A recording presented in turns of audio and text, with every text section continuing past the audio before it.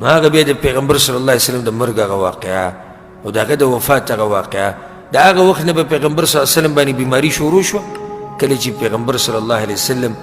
بقیع ته لاړ د شپې عایشه رضی الله عنها وی د پیغمبر صلی الله علیه وسلم زما سره شپه وه وی زما سره شپه وه د کټ نه پاسېد ووتو بهر ته نو د هغې په زړه کې دا راغله که چې ته بلې بیبي پسې لاړ او دا د زنانو طبیعت داسې چې کله د چا ودونه ډېري نو هغه ته دې خبرې ښه پته معمولي اخوا دېخوا کېږي نو هر یو پې دا ګمان کېږي دی که چې هغه بلې پسې تللی نو دا پسې م ووته چې د پیغمبر صلی الله علیه وسلم چېرته تللی چې پسې ووته لاړه نو پیغمبر صلی الله علیه وسلم د بقیع نه را روان و الله ورته ویلو چې لاړ شه د بقیع والا دپاره دعا وغواړه بقیع مقبره چې کومه مدینه کې ده د دوی دپاره دعاګانې وغواړه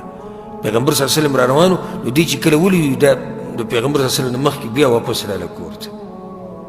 چې راله نو پیغمبر صلی الله علیه وسلم دې سره خبرې اترې شروع کړې دې ورته وی وا رأسا زما په سر باندې ډېر درد دی عایشه رضی الله عنها ورته پیغمبر صلی الله علیه وسلم ورته بلکې زما په سر باندې سم درد دی ستا څه که ته مړه شي نو زه به دې په خپل لاس غسل درکړم زه به دله کفن درکړم زه به د باندې جنازه وکړم ستا څه نو عایشه رضی الله عنها ورته دغه ټیم کې وویل او ته خو به خوشحاله ځکه چې په نورو بیبیانو پسې به ځي دې ځکه چې پیغمبر صلی الله علیه وسلم دا ووایي چې زما په سر باندې درد دی دا هغه بیماري شروعاتو په کوم کې چې پیغمبر صلی الله علیه وسلم وفات شوی دی د دې ځینې دغه بیماري شروعات شوي او ورځ تر ورځې د بیماري دا ډېرېده په اخر کې رسول صلی الله علیه وسلم یو ورځ داسې ووایي ملګرو ته یې ما بهر ته وباسئ زه یو څو نصیحتونه کول غواړم نو صحابه کرامو راوستو په څه طریقې سره یې راوستو چې یو لاس یې په یو اچولی او بل لاس یې په بل اچولی او د سر نه یو مضبوطه کپړه تاو کړې او تبه پرې راغلې وه خو داسې تبه پرې راغلې وه صحابه کرام وایي چې موږ ته لرې ولاړو او موږ ته دا ګرمایش به راتو موږ ته به دا تپ راتو د ګرمایش ته وی موږ ورته چې یا رسول الله په تا تبه ډېره ده وی او په ما وایي داسې تبه ده لکه په تاسو کې چې په دوو کسانو باندې تبه راشي په هغه تبه کې پیغمبر صلی الله علیه وسلم راووتو منبر ته وختو